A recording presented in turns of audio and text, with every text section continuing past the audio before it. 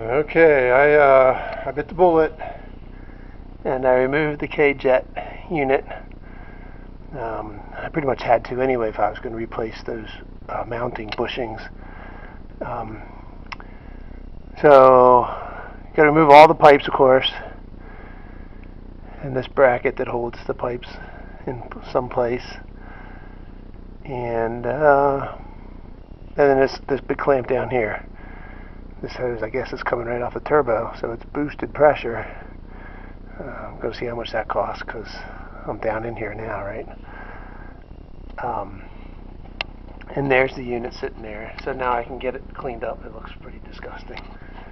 What I found was some more hodgepodge work. These are the bits, the old mounts. So that one's good. This one broke off. This one broke off. And there should be 3 bolts like this holding it down in place. One of them was a screw and one of them was missing. So got to get me some more hardware, and got a lot to put back together now, but at least it'll be riding in comfort after getting 3 new bushings put in and stable. And oh yeah, this hose too, there was a hose here. Don't know what kind of hose it was. I think it's a vacuum hose, or I'll have to look into that. So there you have it. I should have done this first. It would have been very easy to, actually I guess now I can measure the torque on this bolt and that bolt for the tensioner.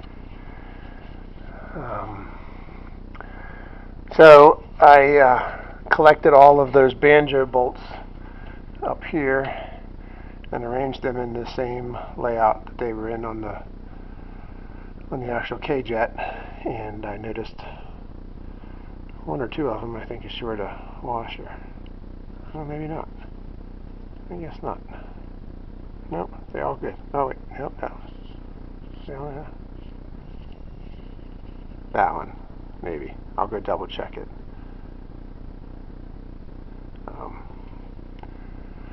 So that's that. Don't be afraid of doing it. Just keep track of all of the parts when you remove them. Okay, I'm going to try and make a quick video, see if I can get some help getting my 81-924 turbo running.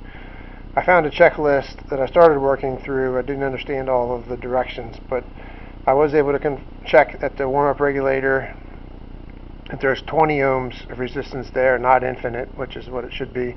At the auxiliary air valve, also about 20 ohms. No, 2 ohms, sorry, not infinite. At the airflow meter, it was infinite, which is good. So I've confirmed multiple times that both fuel pumps run when I take leads right off the battery to the pumps. But when I try to jump the relay, it doesn't work. Nothing happens. And shoot, where's my light? Here's my light. So I started digging around behind that panel, see if you can see up inside, up back in there. Anyway, the brown, where all the wires go to earth up there, there's a lot of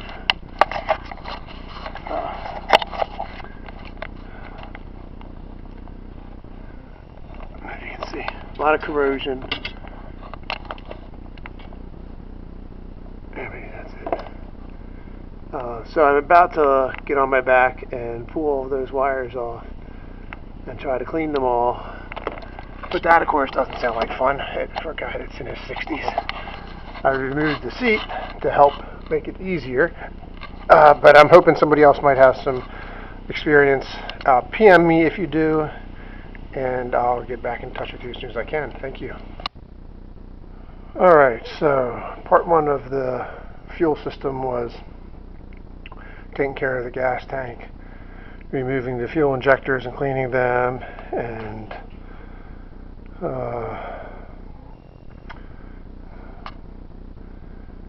what else did I do?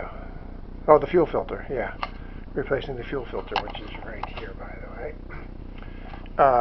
Part 2 of the fuel system has become an electrical problem because the pumps will run when powered directly from the battery, and the relay gets 12 volts when at position 15, I think it is, when the key is on. But I can't get power through the relay to the pumps, and when I try to jump the relay, I can't get power to the pumps either. So I think there's a short somewhere. I looked up, let's see if I can just show you real quickly. There's a whole bunch of grounds up here in the ceiling of the footwell, and they're very corroded. So I'm trying to get to them, and to do so, I'm removing the relay panel. This is the upper fuse panel, which is easy, it's just 2 screws to hold that up above.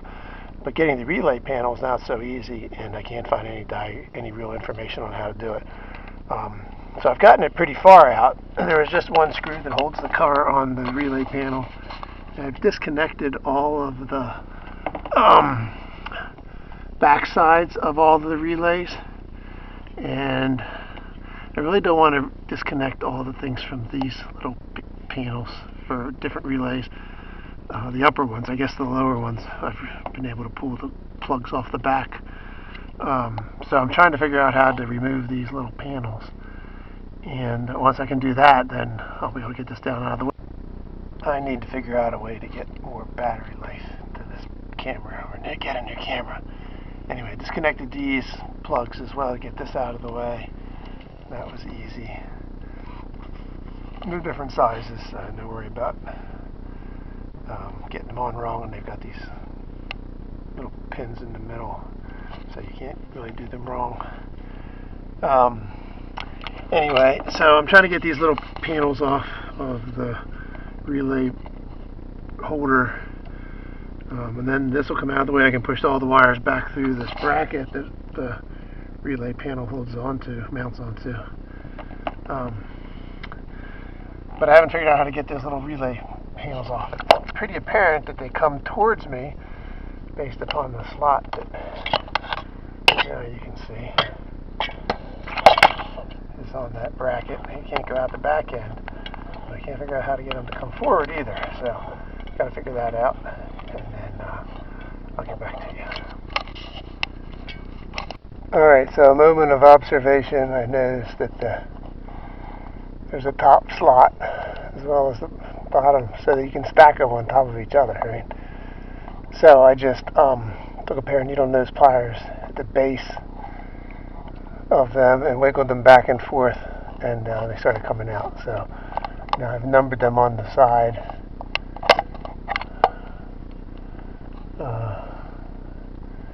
Where you can see somewhere. Trust me, I guess. There's one. This one's 2. I'll keep numbering the other one so I can put it back on in reverse order. And this is great news. I should be able to get to those grounds tonight. That's showing what I want to show, which is that one of the rings of grounds is disconnected. You can see some of the corrosion there, probably. I was paranoid for a second about putting them in the right order, and then I realized, of course, that grounds don't really need to worry about the order. So I'm going to get my Dremel tool with a tiny wire brush and go up in there and clean off those male terminals. And I'm going to see if there's anything to do with the female terminals, because it's not coming to me other than the spray, electric spray cleaner. Alright, I'm going to try to show you the cleaning process I'm using, if I can find. I got this little tiny wire wheel brush. It's just big enough on my Dremel tool, which is just big enough to fit up there in between, or inside that circle. And so I get it up there.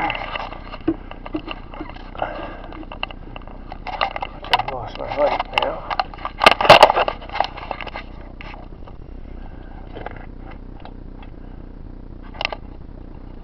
There, so that's enough.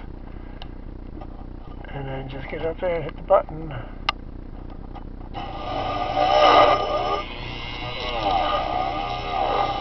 I'm not putting it on too high a speed because I don't have a ton of control up there.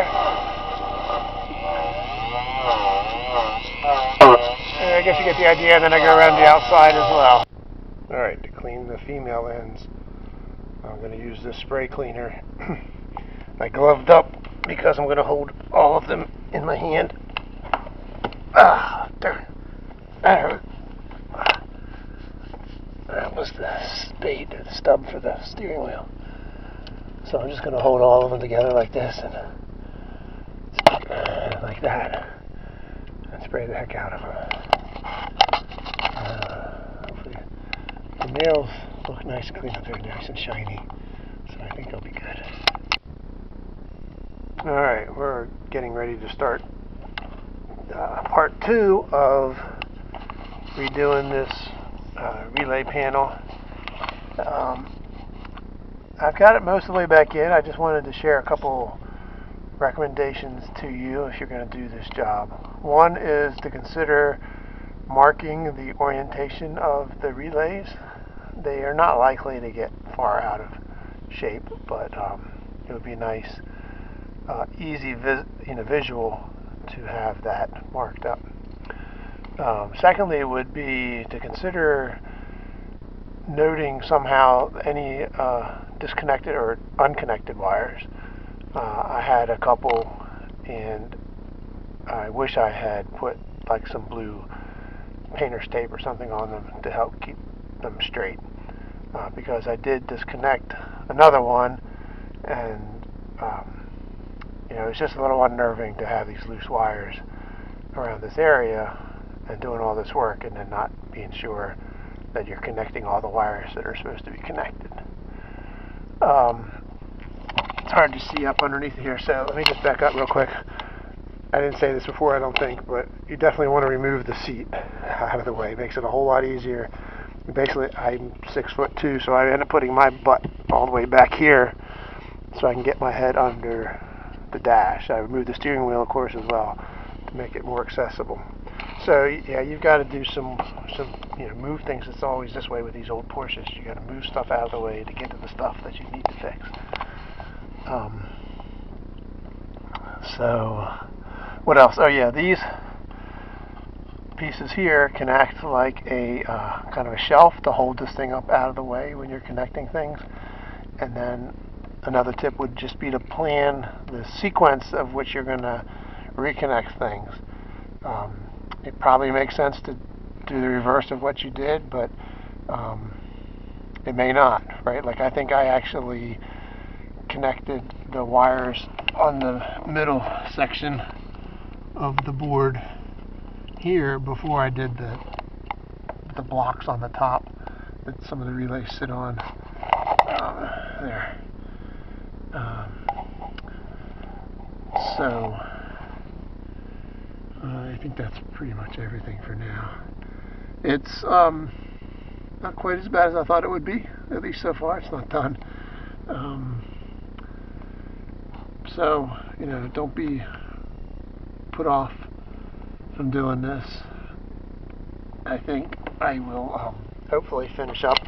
Pretty much all I have to do is put all the relays that I pulled out back in. I pulled out a couple just to give clearance to get the panel out through the back of the bracket so that you could get to it better. So I just have to kind of pop them back in and then mount stuff back up. I think that's it. So stay tuned, I'll be back.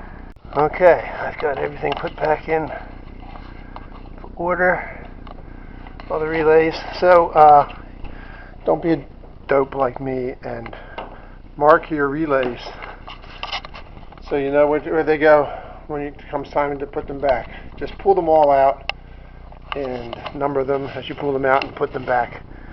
You can figure them all out, but what a pain in the tuchus it was. Alright, so anyway, we're coming over here now to see if all that effort. Alright, so that's going to be a wrap for today.